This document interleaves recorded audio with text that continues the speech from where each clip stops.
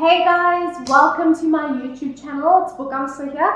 Also go by the name Bokz. And what I'm going to do today is tell you about my life in 2015. In 2015, I was in Matric or grade 12, turning 18, becoming legal, getting a car, all the cool fun things that South African 18-year-olds get. But there is a bit of a twist to the story, the way I was diagnosed with a chronic illness in 2014.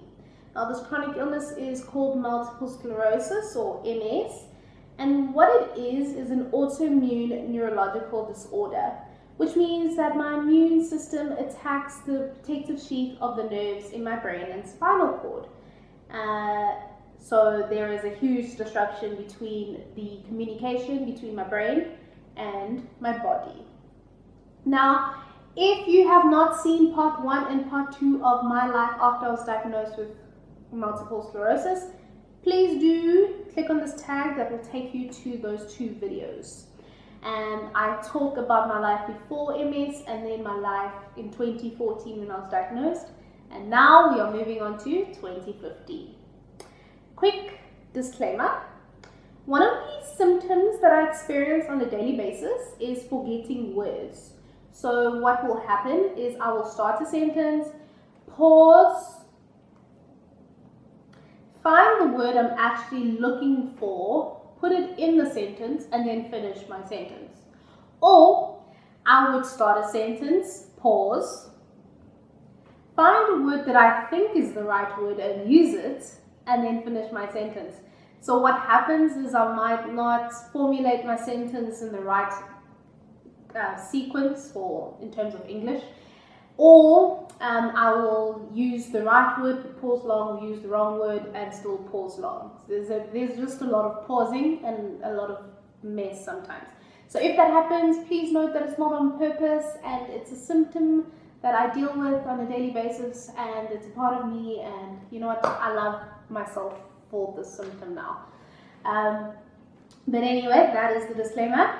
Please share this video with people who you think will benefit from seeing how I've come to terms with being diagnosed with a chronic illness and developed as a person. Also subscribe to my channel if you want to learn more about me and all the lessons that I've learned after my diagnosis. And now, with no further ado, let us get into Matric.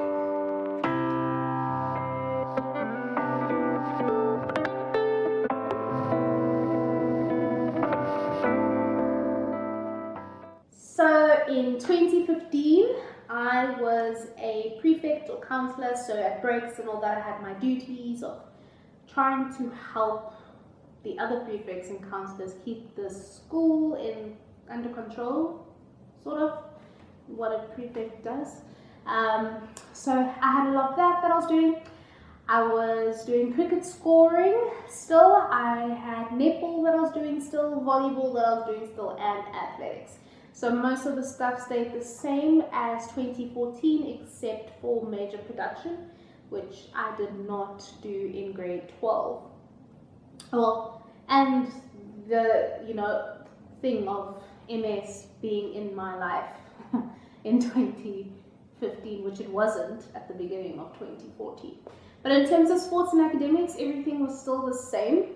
My marks went back up to normal, which was amazing. I was so happy to be getting 80s and 90s again, and I felt really good, really happy with myself. My anxiety was under control. I could sit in class again with everyone else. I could eat normally. I felt like myself. I felt like I belonged again. I didn't feel like I was this random weird person with an illness. I felt normal. Then things started to happen where I realized that I was slightly different to the old me and to my peers and all that. And what those was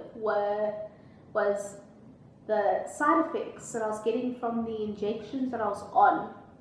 So the general side effects that I would experience were terrible migraines, but these were random migraines in that they would wake me up in the middle of the night because I was in so much pain.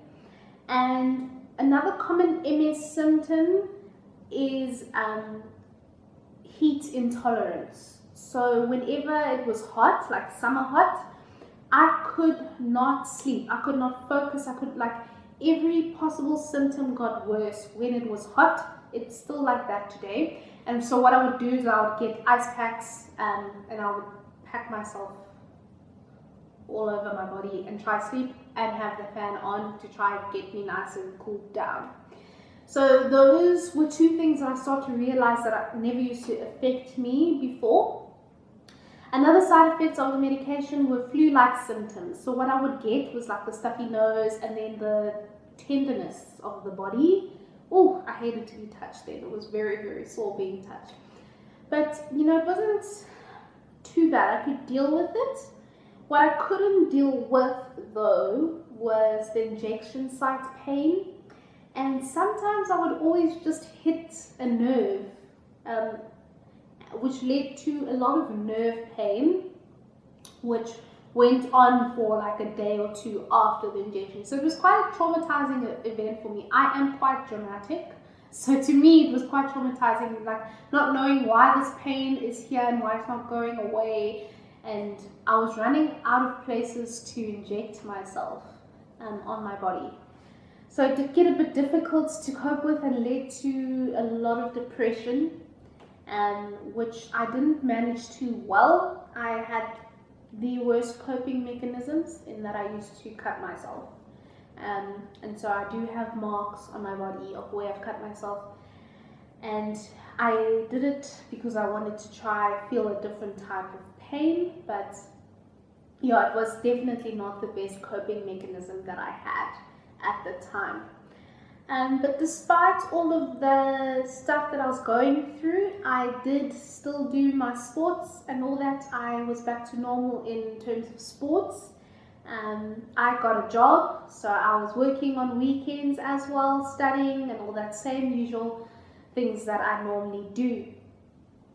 And so the beginning of the year was fine in terms of my life being almost back to normal or back to what I'm used to. I played provincial volleyball again in July, and it went well. I didn't have any symptoms that that concerned me. The MS was very well under control. But there was another symptom that I started to realize, and that came about in a third term when I was busy training for athletics and all that.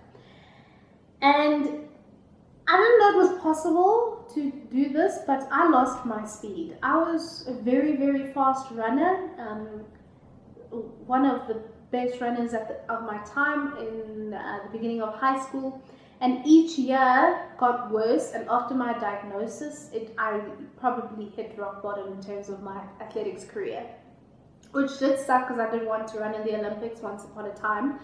And yeah, so I literally lost my speed. My form was still there and everything.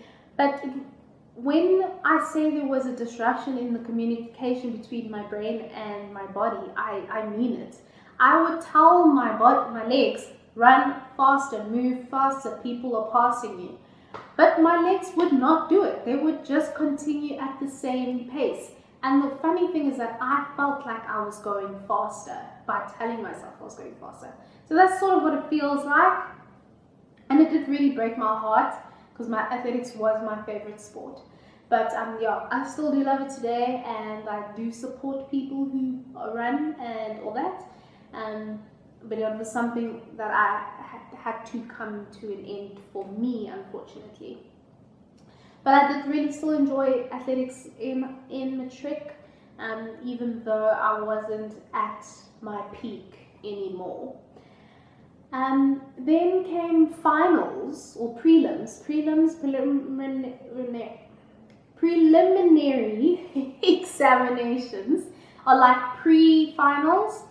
And then that was the third MS symptom that I felt, which was memory loss. I forgot everything. Everything that I had studied, that I'd learned over the past 12 years of my life, left my brain. I literally sat in my exams and I was like, what are these answers?